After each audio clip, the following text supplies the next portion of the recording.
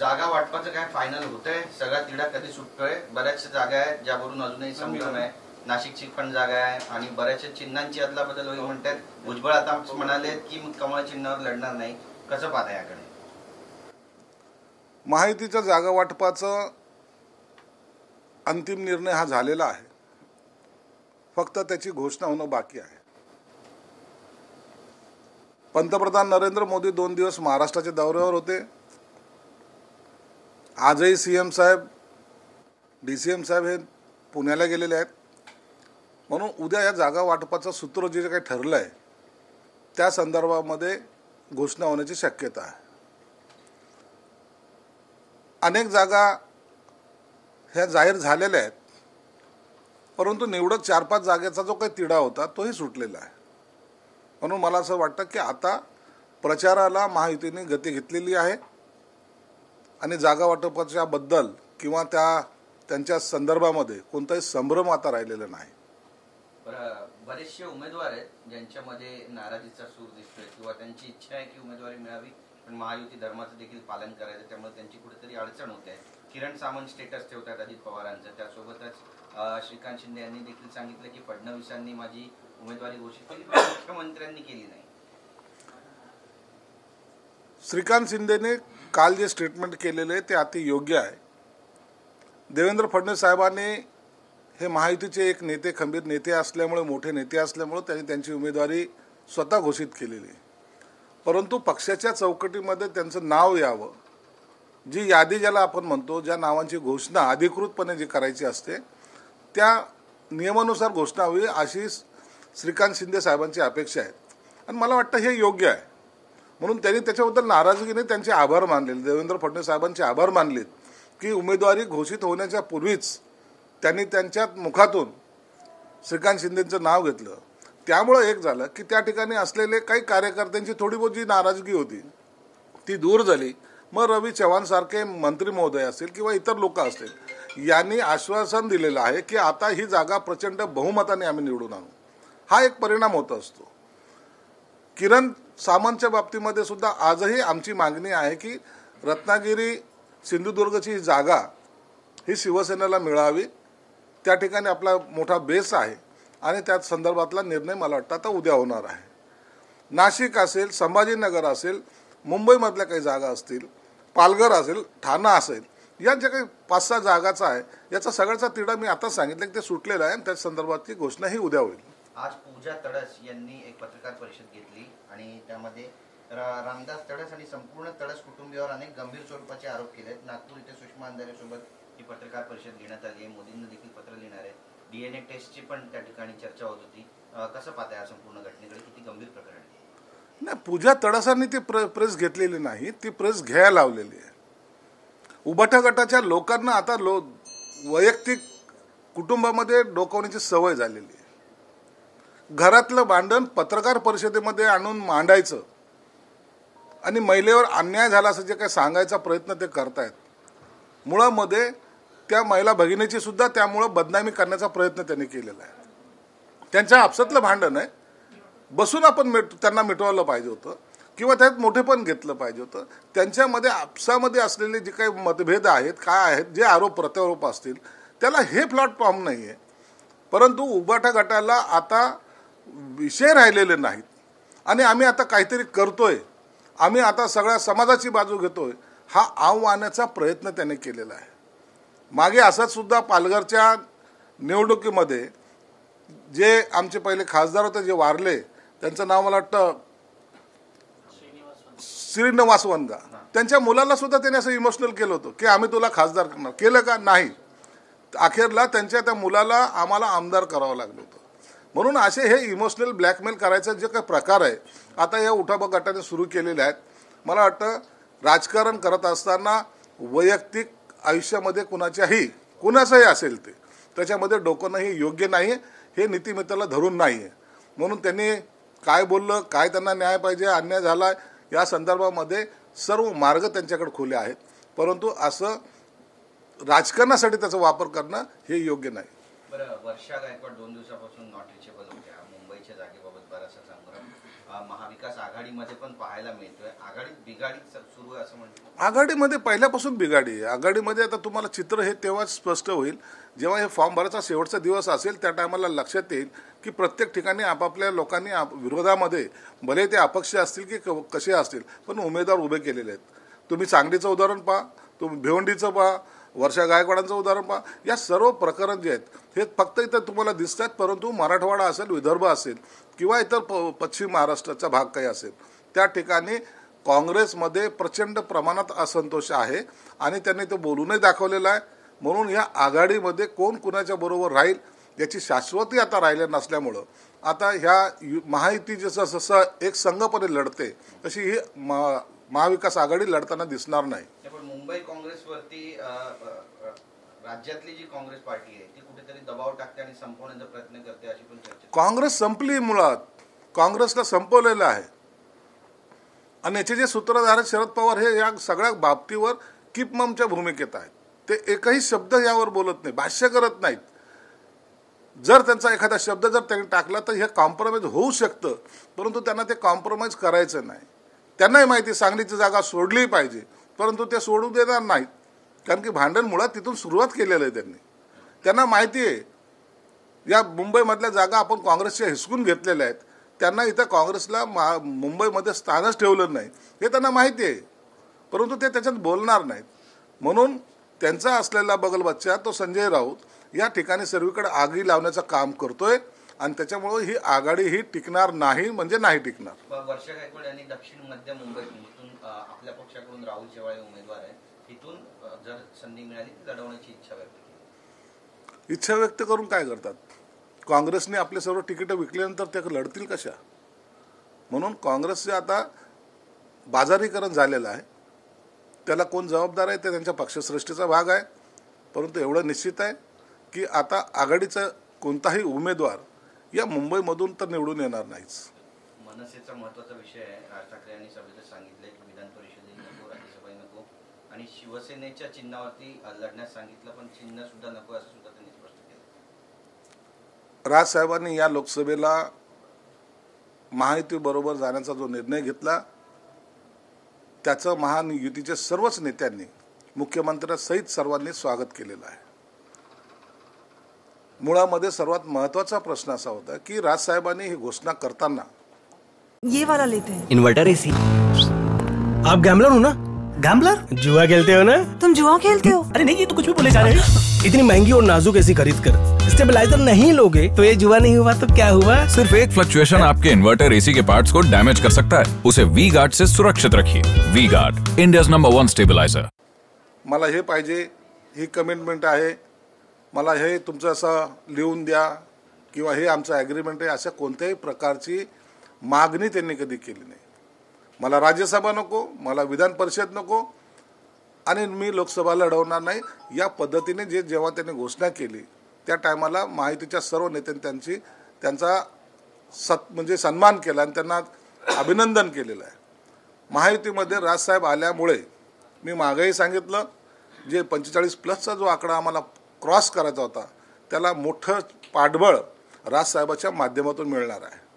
राजसाहेब हे महाराष्ट्रातले मास लीडर ज्याला म्हणतात ते मास लीडर आहेत. शिवसेना प्रमुखांच्या नंतर त्या शिवाजी पार्कवर जर गर्दी कोणी केली असेल ती राजसाहेबांनी केलेली आहे. म्हणून त्या राजसाहेबाचा जो त्यांच्याबरोबरचं असलेलं वलय आहे, त्यांच्याबरोबर असलेला मनसैनिक आहे, तो आज खुश होता आणि त्यांनी घोषणा केल्याबरोबर सर्वांनी राजसाहेबाचा जय जयकार केला. याचा अर्थ असा होतो की राजसाहेब आता महायुतीमध्ये आल्यामुळे त्यांना सुद्धा एक मजबूतीने या महाराष्ट्रात उभं राहता येईल. तुम्ही संभाजीनगरच्या छत्रपती संभाजीनगरचे आमदार आहात, कुणाचं नाव त्या ठिकाणाहून सगळ्यात जास्त चर्चेत आहे आणि कुणाच्या नावावर उमेदवारीचा जो शिक्का आहे तो लवकरच त्याच्यावर शिक्कामोर्तब होईल? संभाजीनगरच्या जागेसंदर्भामध्ये मध्यंतरच्या काळामध्ये शिवसेनेकडे राहणार जागा की भाजपकडे जाणार हा संभ्रम होता, परंतु ती जागा शिवसेनेकडे आलेली आहे. यावर आता शिक्कामोर्तब झालेला आहे. आमच्याकडे अनेक जण इच्छुक होते, आजही आहेत. त्यापैकी प्रामुख्याने मग भुमरे असतील, विनोद पाटील असतील, राजेंद्र जंजाळ असतील, हे तिन्ही नावाची चर्चा सध्याला आहे.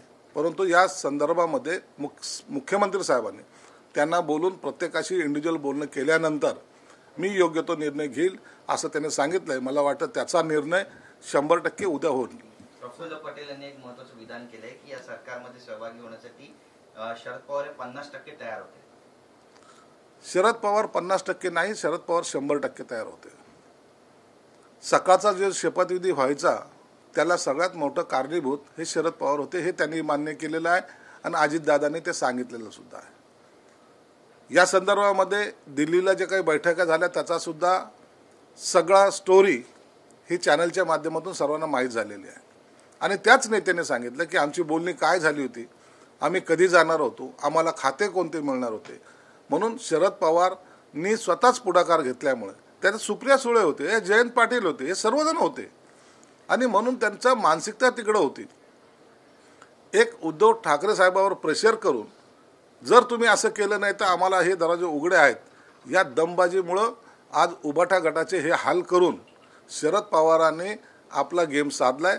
आज महाराष्ट्रामध्ये विरोधी पक्षाचा नेता कोण तर ते शरद पवाराकडेच पाहिलं जातं, इतर कुणाकडे पाहिलं सुद्धा जात नाही.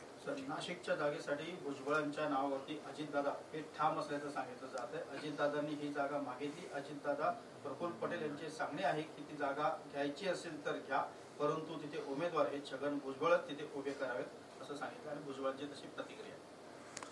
नाशिकची जागा ही शिवसेनेची आहे. मी वारंवार सांगतोय, ज्या ठिकाणी 2 वेळेला खासदार प्रचंड बहुमताने निवडून आलेला आहे ती जागा शिवसेनेलाच मिळाली पाहिजे, हा सर्व शिवसैनिकांचा आग्रह आहे. व्यक्ती म्हणून नाही तर लोकसभेला मुख्यमंत्र्यांनी सुद्धा सांगितलेलं आहे की आपल्याला मोदींना पंतप्रधान बनवायचं आणि एक जागेचं महत्त्व आहे. आपसामध्ये तेढ कुठं निर्माण झाली नाही पाहिजे, हा त्याच्या मागचा आमची भावना आहे. म्हणून ती जागा शिवसेनेला मिळण्यासाठी आम्ही आग्रही आहोत. छगन भुजबळ साहेबांना त्यांनी स्वतः सांगितलं की मी ही जागा लढवण्याची कुठं मी मागणी केलेली नाही, मी कधी पक्षाकडे मागितली नाही, मला वरून सांगण्यात आलं होतं, मला वरून विचारण्यात आलं होतं. म्हणून त्यांना स्वतः त्याच्याबद्दल जास्त मला वाटतं इंटरेस्ट नाही. आता जे बातम्या चालल्यात की कमळ चिन्हावर मी निवडणूक लढवणार नाही, त्यांनी स्पष्टपणे केलेलं आहे की त्यांना त्या निवडणुकीमध्ये तेवढा रस नसावा. म्हणून आमची आजही आग्रही मागणी आहे. मुख्यमंत्र्यांच्या कानावर वारंवार त्या संदर्भामध्ये गोडसेंनी सुद्धा त्यांच्या कार्यकर्त्यांनी सुद्धा अत्यंत विनवण्या करून सांगितलं की ही जागा शिवसेनेला सुटावी. म्हणून शेवटच्या क्षणाला ही जागा शिवसेनेला सुटेल अशी आमची अपेक्षा आहे. नाही, पण ज्या पद्धतीनं वारंवार या मागण्या केल्या जातात, तुम्ही सुद्धा सांगितलं की ती शिवसेनेची जागा आहे, ते 4थ्यांदा 5व्यांदा सांगितलेलं आहे, पण तरी देखील अशा पद्धतीनं जर खुल्या मीडियासमोर येऊन अशा चर्चा होत असतील तर काय सल्ला द्याल? नाही, मीडियासमोर चर्चा होतात तोपर्यंत, जोपर्यंत जागा डिक्लेअर होत नाही तोपर्यंत प्रत्येकजण आपापल्या पद्धतीने त्या बातमीला किंवा त्या कार्यकर्त्याला तसा पुश करत असतो. म्हणून त्याची चर्चा आता मला वाटतं उद्या बंद होईल आणि ती जागा शिवसेनेलाच भेटेल असा माझा विश्वास आहे. महायुतीमध्ये रत्नागिरी सिंधुदुर्गसाठी किरण सामंत इच्छुक आहेत, त्यांच्या किरण सामंतला मुख्यमंत्र्यांनी बोलवलंय असं आपल्या माध्यमातून कळालं. निश्चित त्यांचं काय म्हणणं आहे किंवा मुख्यमंत्री साहेबांनी त्याच्यावर त्यांचं काय मत आहे हे त्यांच्याशी चर्चा करतील. मुख्यमंत्र्याचं एक वैशिष्ट्य असं आहे की प्रत्येक भागातील जो लोकसभेला इच्छुक उमेदवार आहे त्यांच्याशी बोलल्याशिवाय ते निर्णय घेत नाहीत. त्यातलाच हा एक भाग आहे. किरण सामंतला बोलून त्यांच्याशी चर्चा जरूर करतील. धैर्यशील मोहिते पाटील हे शरद पवार यांच्या सोबत जाण्याचं त्यांचं चालू आहे, धैर्यशील माने त्यांच्याबरोबर गेले तर काय, त्या पश्चिम महाराष्ट्रातल्या राजकारणामध्ये हे 2-4 जण पक्ष बदलणं हा एक स्वाभाविक गुणधर्म मानला जातो.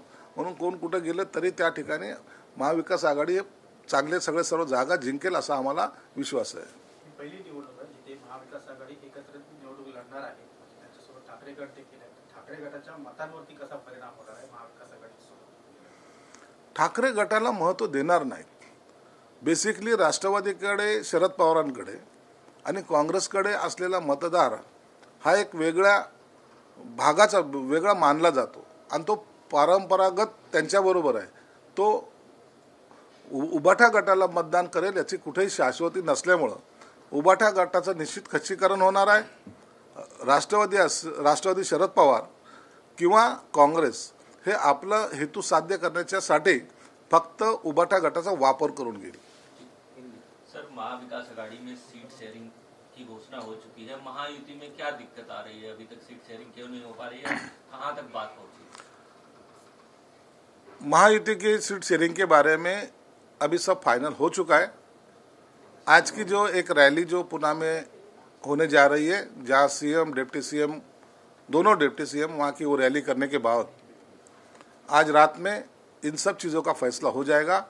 शायद मेरी जानकारी के हिसाब से कल महायुति की उम्मीदवारों की जो कुछ है उनकी घोषणा कल होने की संभावना है. बताया जाता है कि 4 से 5 सीटों पर तेज फंसा हुआ है, जिसमें नासिक सीट की सबसे ज्यादा चर्चा है. वहाँ पर एनसीपी अजीत गुट की तरफ से बार बार कहा जा रहा है कि वहाँ पर छगन भुजबल चुनाव लड़ेंगे. उसको कैसे देखते हैं? नहीं, एनसीपी कह रही तो कहने दो ना, वो उनकी पार्टी का लुकआउट है. लेकिन हमारा मानना ऐसा है कि हमारी जहाँ स्टैंडिंग सीट है, जहाँ 2 बार चुन के आ चुकी है और वो विनिंग सीट है, तो इसलिए हम वो सीट छोड़ेंगे नहीं. वो सीट शिवसेना को ही मिलनी चाहिए. आज ऐसी पोजीशन है कि वहाँ के सीट अगर डिक्लेयर हो जाती है, हमारा उम्मीदवार कल ही विजय घोषित हो सकता है. इतनी ताकत वहाँ के कार्यकर्ताओं ने दी है और आश्वासन दिया है. इसलिए मुझे लगता है कि वो सीट नासिक की ये महायुति की तरफ से शिवसेना को छोड़ी जाएगी. महायुति को राज ठाकरे ने समर्थन किया है. कितना प्रभाव देख रहे हैं? कितना फायदा होगा, कितना नुकसान होगा? देखा, राज ठाकरे ये एक मास लीडर है. एक अकेला आदमी गत 18 वर्षों से अपनी पार्टी चला रहा है, तो इसका माने उसकी एक ताकत है. सिंगल हैंडेड पार्टी चलाना बड़ा मुश्किल हो जाता है. 18 साल से कोई भी बड़ा नेता साथ में नहीं, लेकिन अकेले के बलबूते पे उन्होंने पार्टी चलाई है. और आप देखेंगे कि परसों की जो रैली उनकी हुई वो सबसे बड़ी रैली मानी जाती है. मतलब बाला साहब ठाकरे की जो रैलियां वहाँ होती थी वही मैदान पे, उसी पे राज ठाकरे की रैली उतनी ही बड़े ताकत से हो चुकी है. और आज वो महायुति के में आने की वजह से वो जो उनके पीछे जो उनका कार्यकर्ता है और जन समुदाय, वो हमें अटैच होने की वजह से 45+ का जो हमारा टारगेट है वो अभी कंप्लीट हो जाएगा. दूसरी तरफ देखा जाए तो वर्षा गायकवाड़ अपनी पार्टी को लेकर नाराज है. उन्होंने 2 दिन से फोन अपना ऑफ रखा था और वरिष्ठ नेता है, उनके पास शिकायत भी की है महाराष्ट्र के कई लोगों की. क्या आपको लगता है कि कांग्रेस में अब भी तनातनी चल रही है? जैसे कि विशाल पाटिल है सांगली के, उन्होंने भी प्रकाश आंबेडकर से मुलाकात की है. देखिए, वर्षा गायकवाड़ के पिताजी उसी क्षेत्र से खासदार रह चुके, सांसद रह चुके. वर्षा गायकवाड़ आज क्या है, उनकी पोजीशन क्या है? वो आमदार भी है, गत मिनिस्ट्री में वो मिनिस्टर भी थी और कांग्रेस की मुंबई की वो अध्यक्ष है. अगर ऐसे लोगों को अगर तुम इस जो चुनाव का बंटवारा हो रहा है या तो सीटें दी जा रही है उसमें अगर उसको इन्वॉल्व नहीं करेंगे, उनको पूछेंगे नहीं, तो जाहिर सी बात है उनकी नाराजगी वो बताएंगे. जो सीटें चुन के आने वाली थी ऐसा उनको लगता है, वो सीटें भी महाविकास आघाड़ी ने कई छोड़ी है, अलग अलग जहां गिर सकती है ऐसे लोगों को सीट दिए, इसलिए उन्होंने नाराजगी जताई है. मुझे लगता है इसका परिणाम वो मतदार संघ पे जरूर होगा.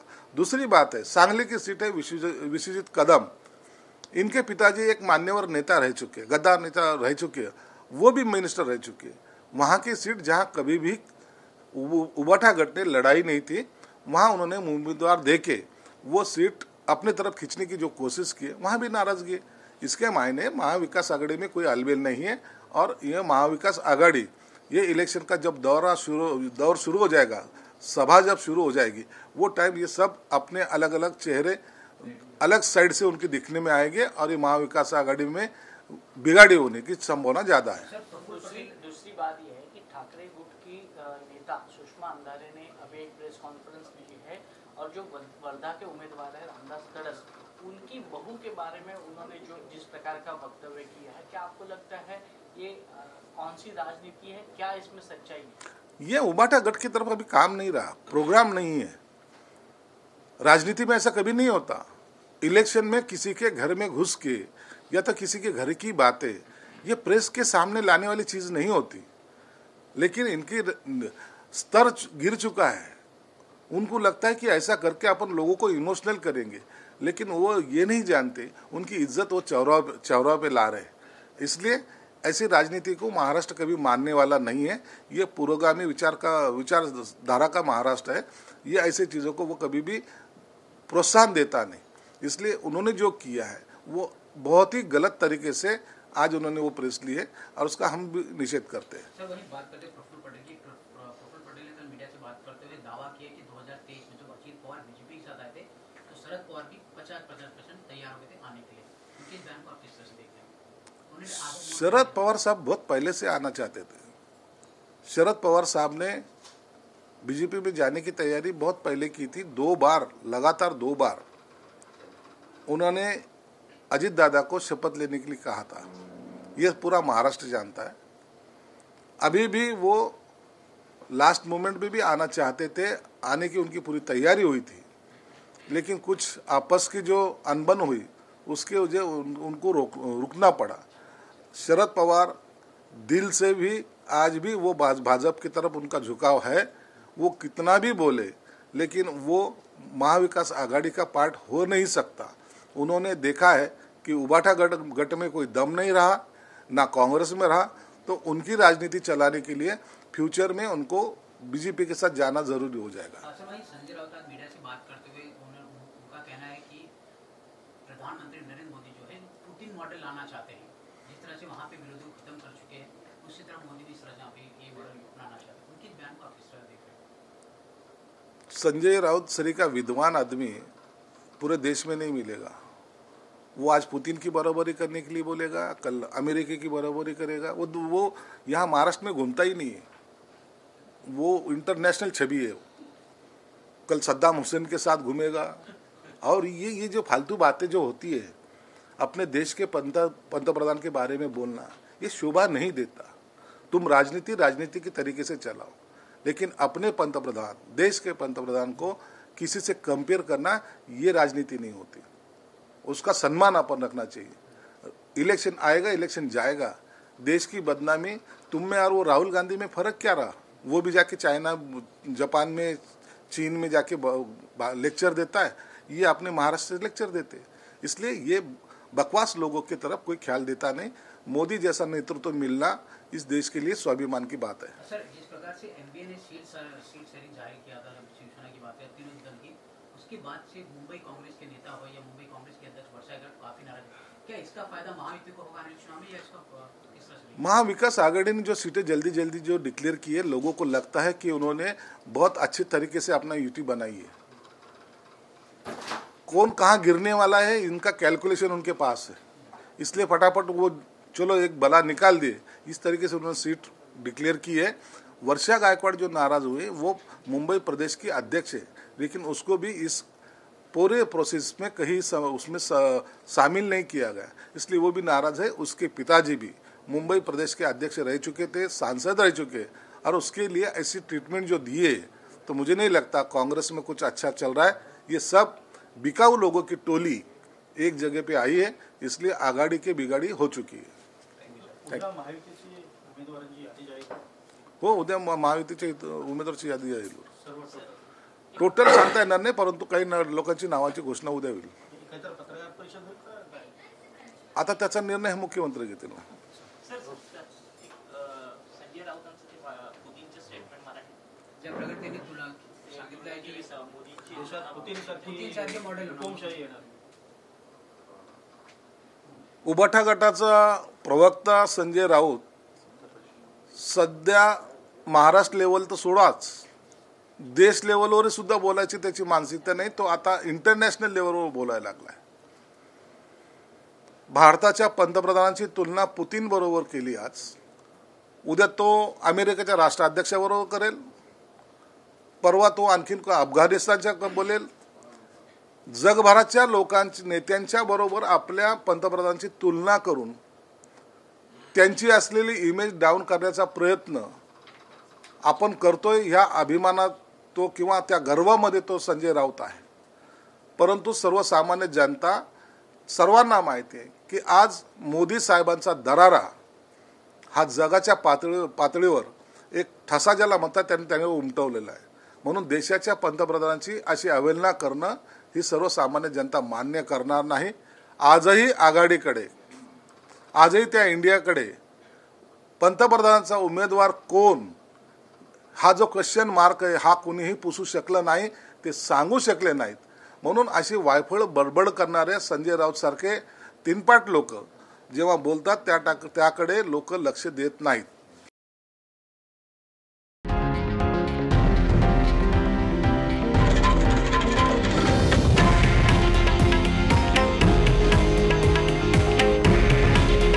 हे आहे देशातील नंबर 1 न्यूज नेटवर्क आणि आपण पाहत आहात TV9 मराठी.